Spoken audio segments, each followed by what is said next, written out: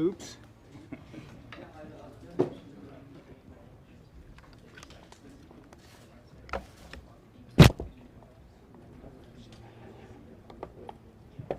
Sorry.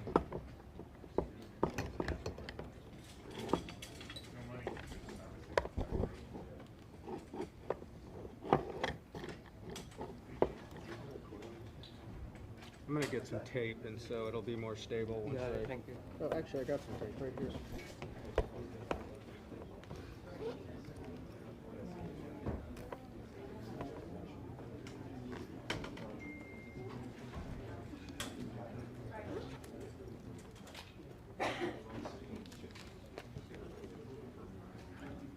You need some?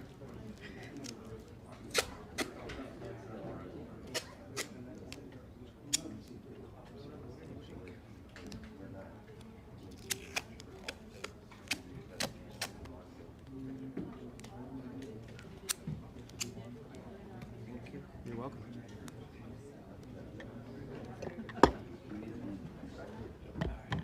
Can I scoot behind you real quick so I can get my more stuff out?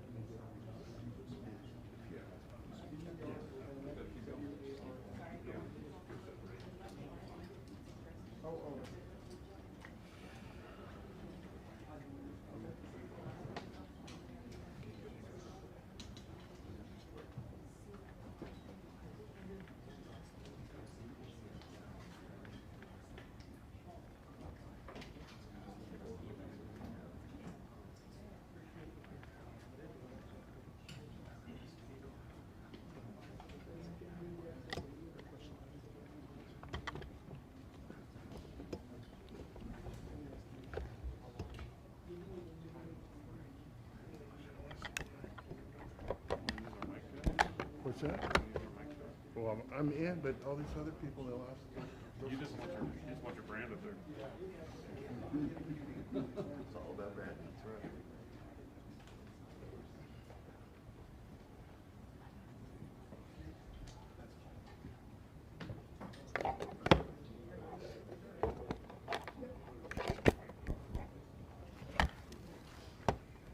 Can you give us a mic check really quick?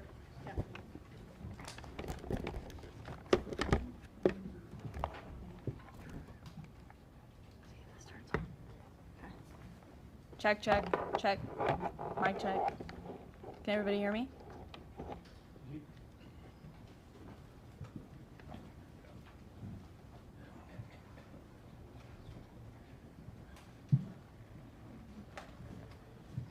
guys want me to put a light out there, or are you guys good? Give us one more minute if you would. Okay. Thank you.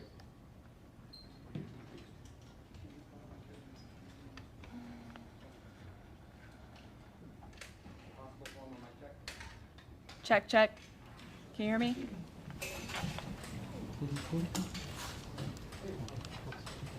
Check, check. Mic check. Check, check. 1, 2, 3, 4, 5. Is that good? That sounds good. Just give us one more minute.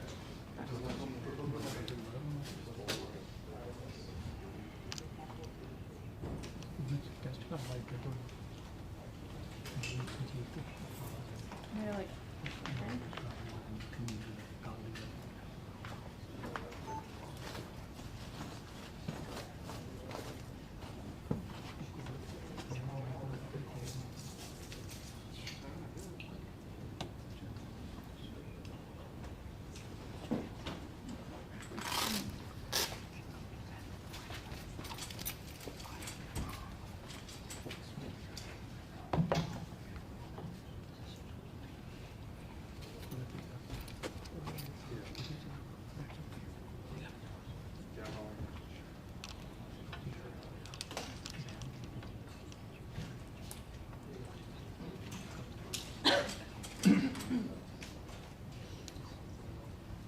Can you hold a white piece of paper so we can write down this one? what? White piece of paper. A white check. I've never seen that before. You can just sit.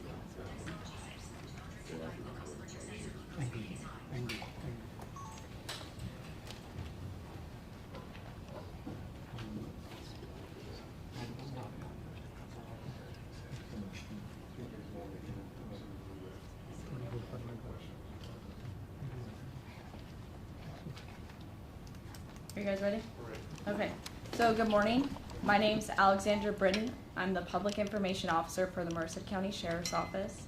Discussing the incident that occurred on October 3rd is Sheriff Vern Warnke, VERN WARNKE, as well as Under Sheriff Corey Gibson, COREYGIBSON. Behind me is Outwater Police Chief Salvador, as well as California Highway Patrol Sergeant Laura. Sheriff. Thank you and good morning.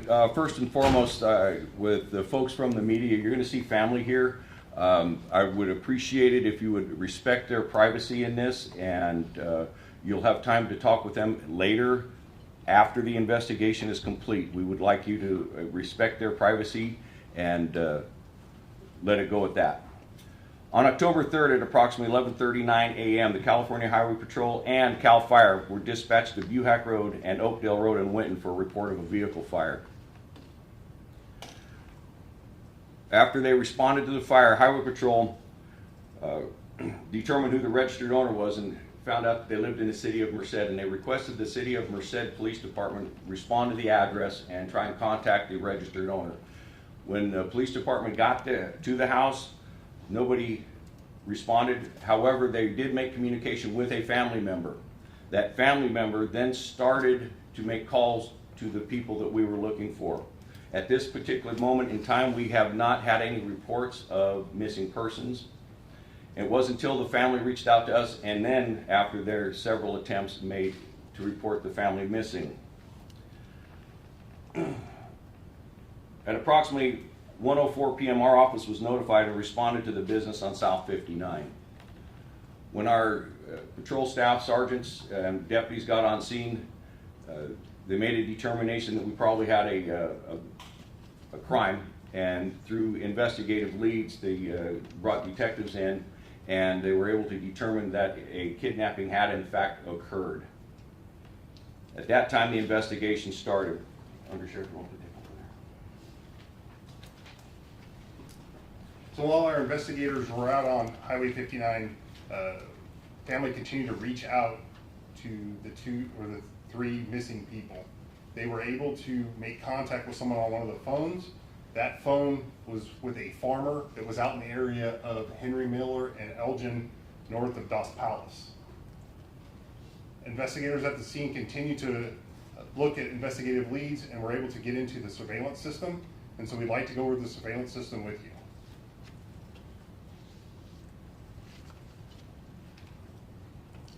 So at 8:30 a.m., we can see Jasdeep arrive in a brown minivan.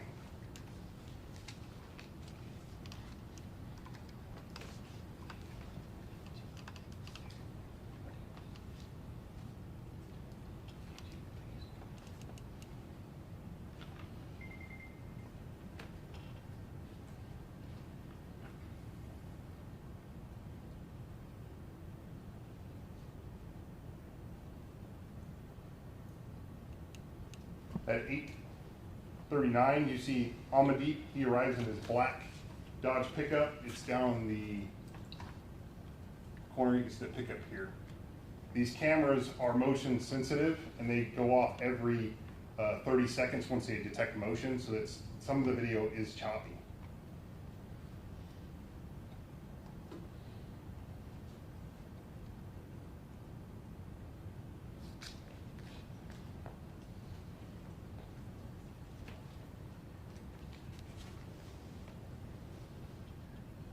At 8:58, you see Jasdeep come out the back door, and it's very important to note there's someone walking down South Highway 59 South.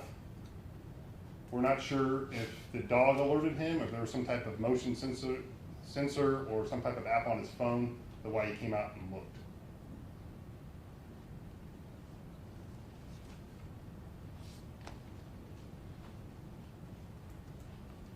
At 8:59, this is the other side. You can see a subject walking down south on Highway 59 at the business. And you'll see Jasdeep come out, and he appears to be on his phone, and we're not sure, again, if he's got a motion or what's alerting him to come outside.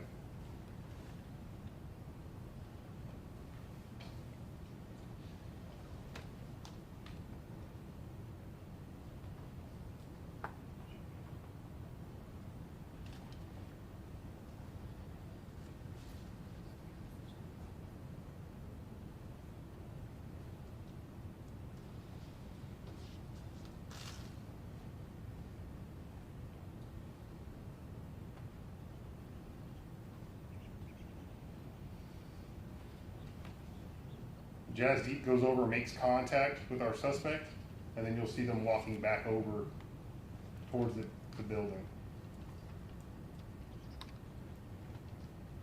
He's got this trash bag in his hand. As Jeep walks up to the building, deposit the photo of our suspect.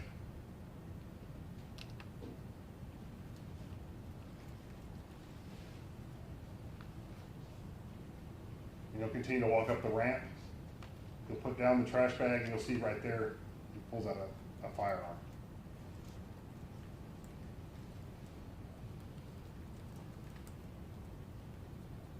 He then enters the business. Unfortunately, there's no cameras inside of the business, so we have no video surveillance inside.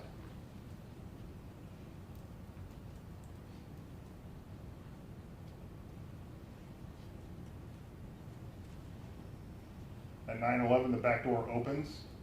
You'll see the suspect come out, and you'll see the firearm. And then it also appears that Jazz Deep and Almond Deep are zip tied behind their backs.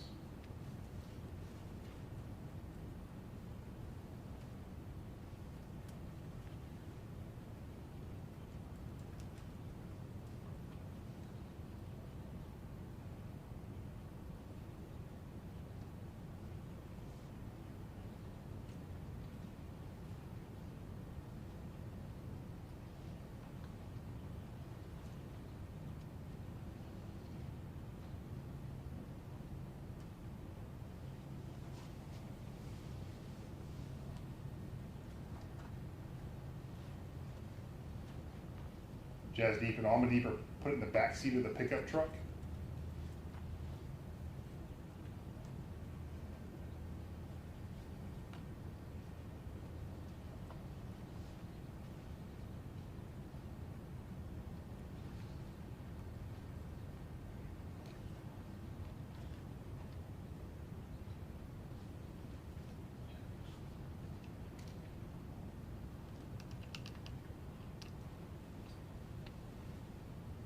All right, so that was 9:13 when the vehicle left. It's now 9:19. The truck is back.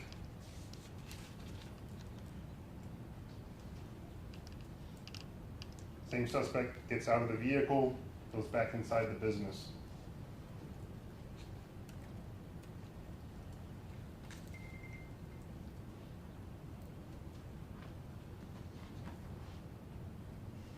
Less than a minute later, you're going to see Jasleen and Arohi come out of the business unrestrained.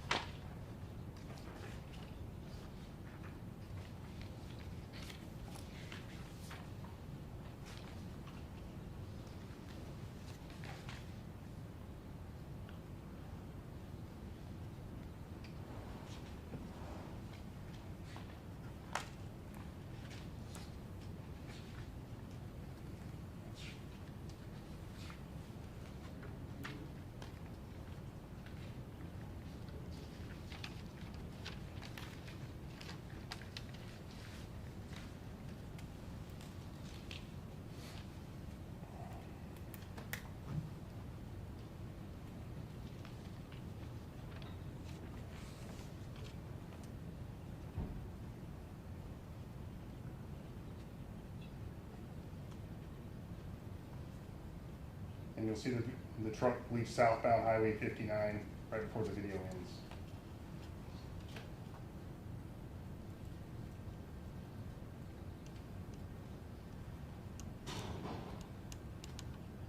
From this point on, we no longer see any of the 4 victims on video at the location, or the suspect vehicle, or the suspect.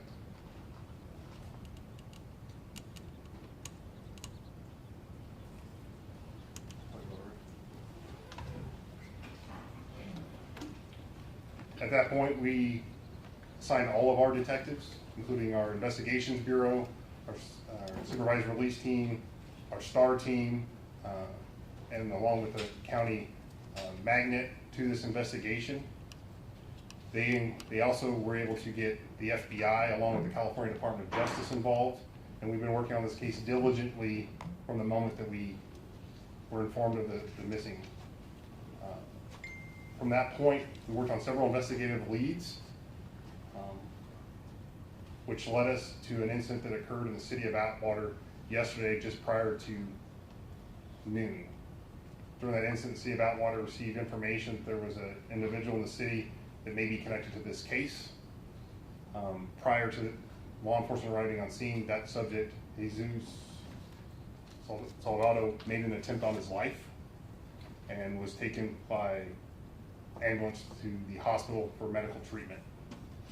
Since then, we've been unable to speak to the suspect in this case due to his medical condition and his attempt on his own life. I'll turn it back over to the sheriff for any other questions. We are currently with the suspect now at the medical treatment facility, waiting for the doctors to get him to a point where he can cooperate. We're hoping that he will cooperate, because first and foremost, we want the family back. So that's where we are at this point. I'll open any questions. Sheriff, I seen you talking to the family. How are they doing?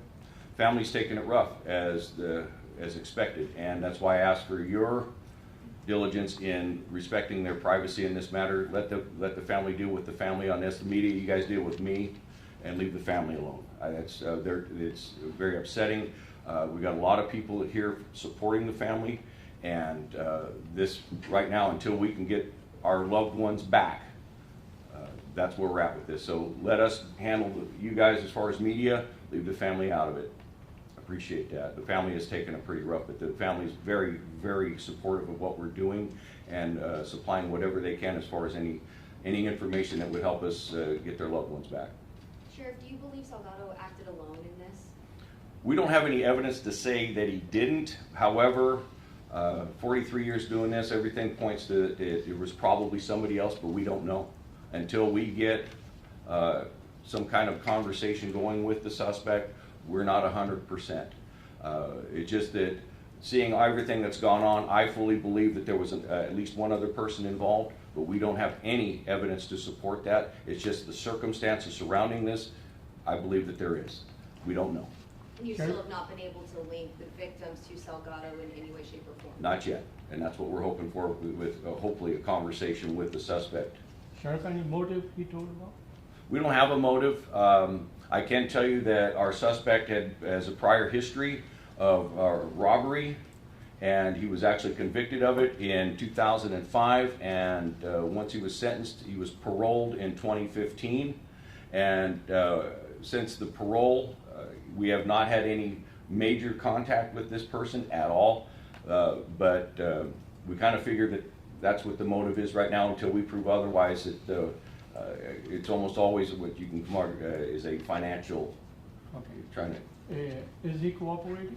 We haven't. So far, he's been sedated, but we've had deputies on scene the entire time he's been in the medical facility. And as soon as he is able to, the doctors know that there's a rush on this. So everybody's been very supportive and cooperative.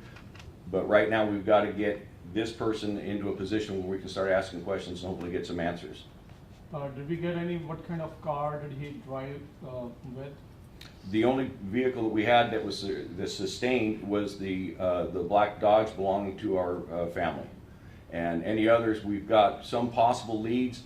We think we have a gray pickup involved, but until we get evidence to really tie it in, that's where we are. Again, we're sharing everything we have with you, and normally, I'll tell you right now, we wouldn't be sharing all of this. We want the family back. So at this point in time, that's all my focus is to get the family back. So we want anybody with any information to reach out, come to us, and I know we have our tip line number here somewhere, and we'll get that to you so that the folks can call in for tips. Give me that. 209-385-7547. Do you guys get that? Okay. That's our tip line.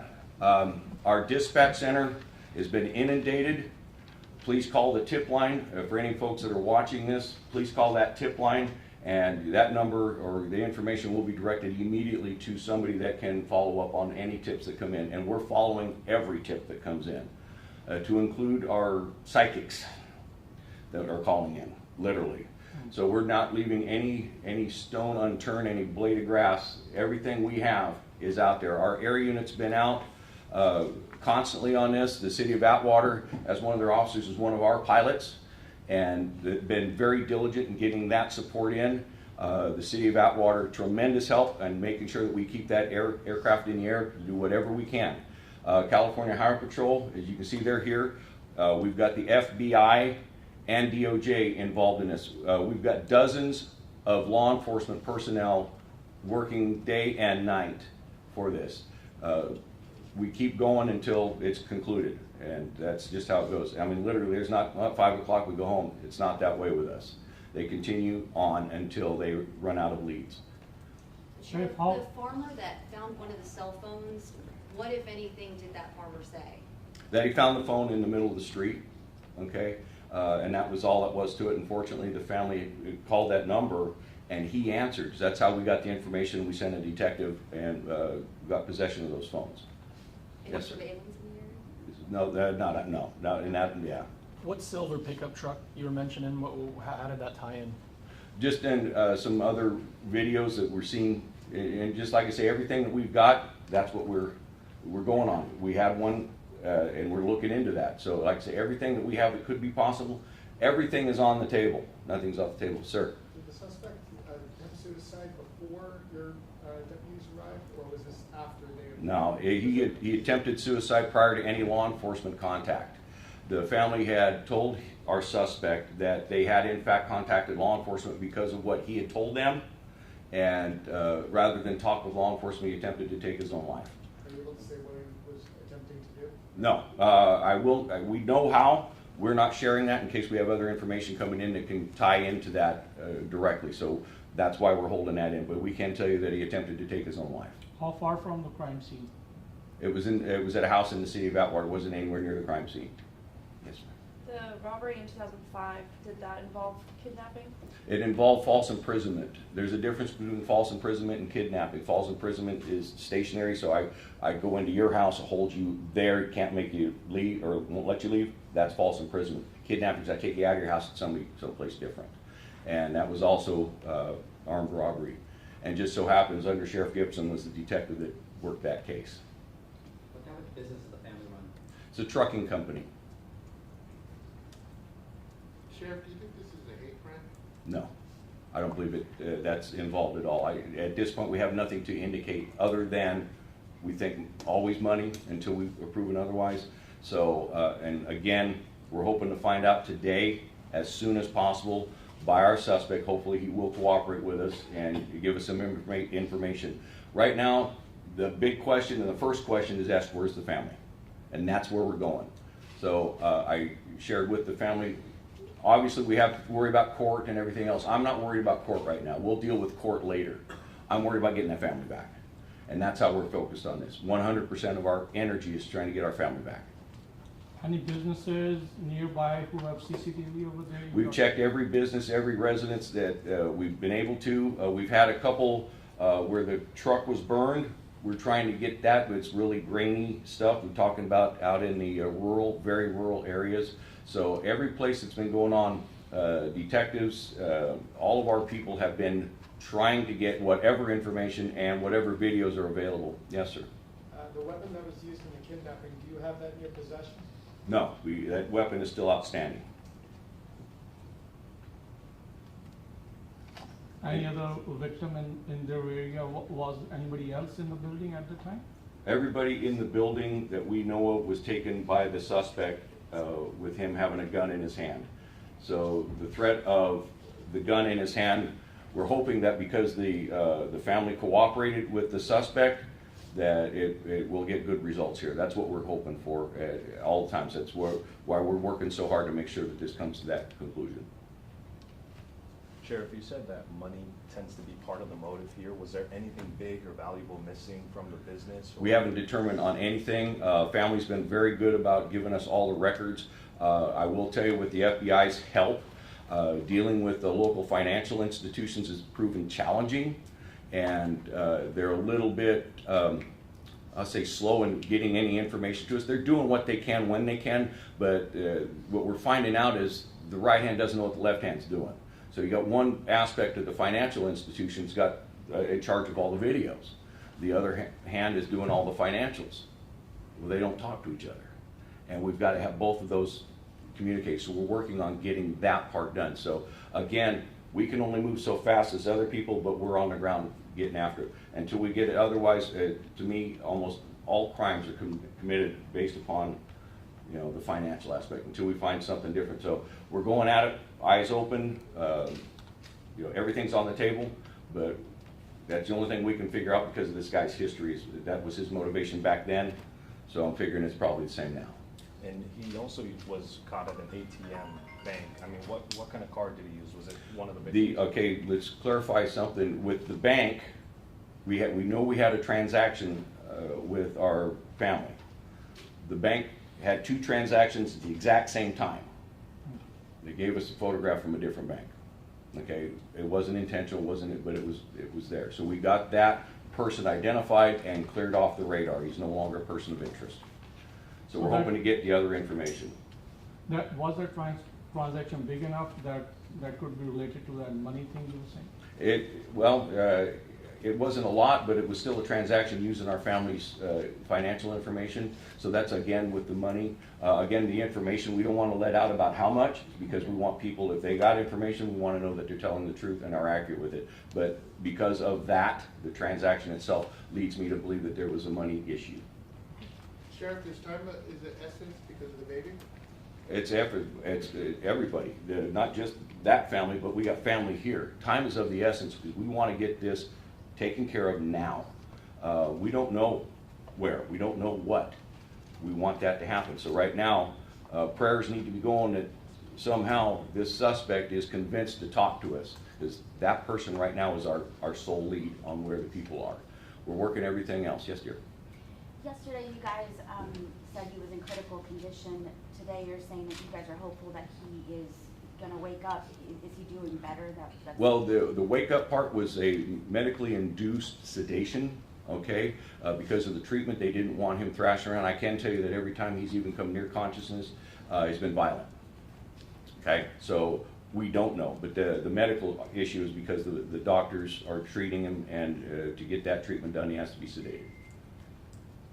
So, anything else? Yes, sir. Can you talk to his prior accomplices of the suspect? They didn't have any accomplices in that first one. He acted by himself.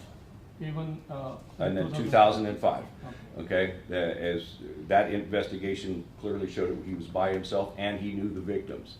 So we don't know what the suspect is at this point. Again, waiting on some possible cooperation from him to us. So far, any eyewitnesses came forward? Nothing. Nothing. Do you know where the suspect came from? He was walking down the street. Did he have any? We just have him picked up on that surveillance walking southbound on Highway 59 near the business. That's the only one that we got that shows him walking. We don't have any video to show that he was dropped off. We show nothing except he was walking. You said you believe that they knew each other. No, I said in the first one they did. We don't know what this guy did or doesn't know. We haven't been able to talk to him. So far, my speculation is financial. Until we prove otherwise, until that, and again, we don't believe there's a hate crime involved.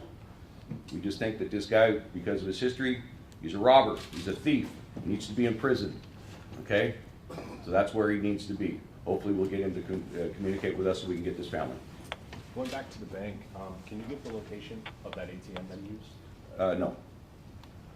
Sheriff, what can you tell us about the suspect? He lives in Atwater?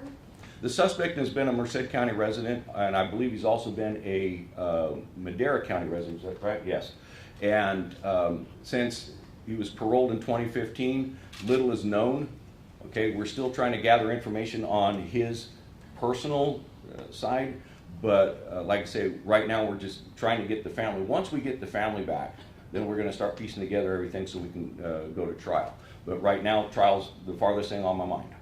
So we don't know what he's been doing since 2015.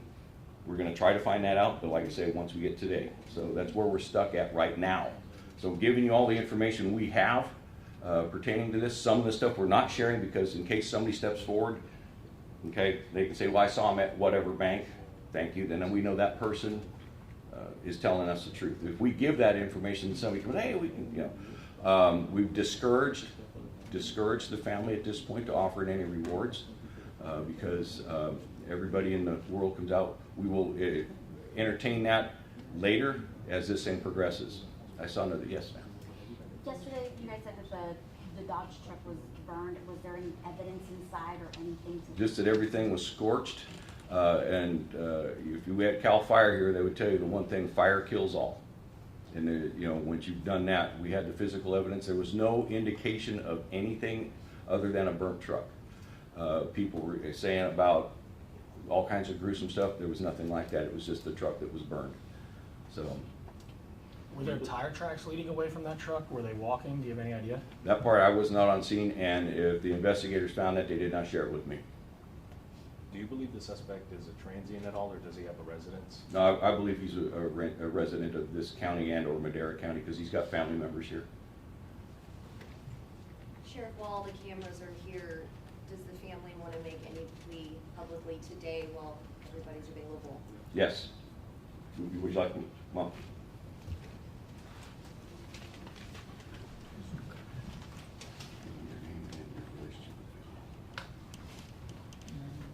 My name is Sukdeep. I'm a brother of Merced family. I'm talking for my whole family. I just want to tell all the people who are watching me right now through all this media.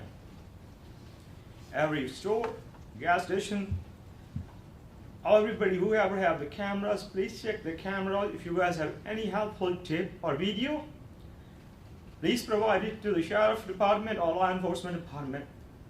They're trying their best what they can do, but we need a public help right now. So I want to say strongly again to everybody who are watching me, please help us all come forward so my family come home safe. Thank you. This is a peace-loving family and running a small business in the Merced area. We have been living in this area for a long time. We are devastated, we are shocked, we are dying every moment, not finding any clues. So if anyone has seen anything, even a small interaction, somebody at the gas station, somebody buying something, where the suspect was taking them, any shifting of cars when he was doing that, or if he was doing that, so please do come forward. Any small lead could get us to our family.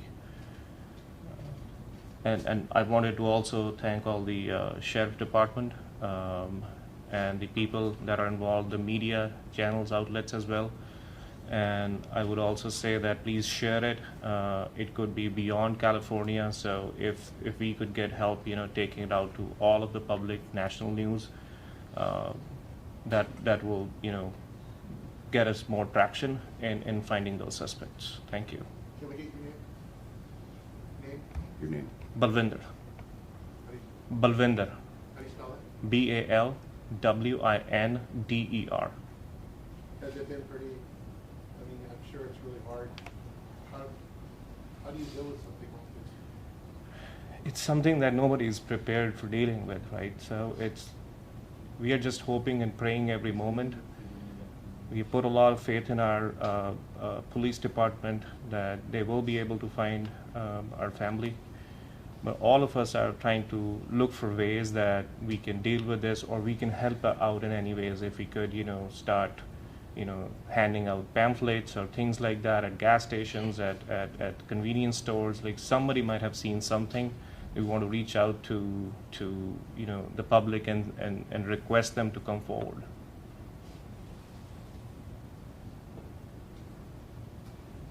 Thank you.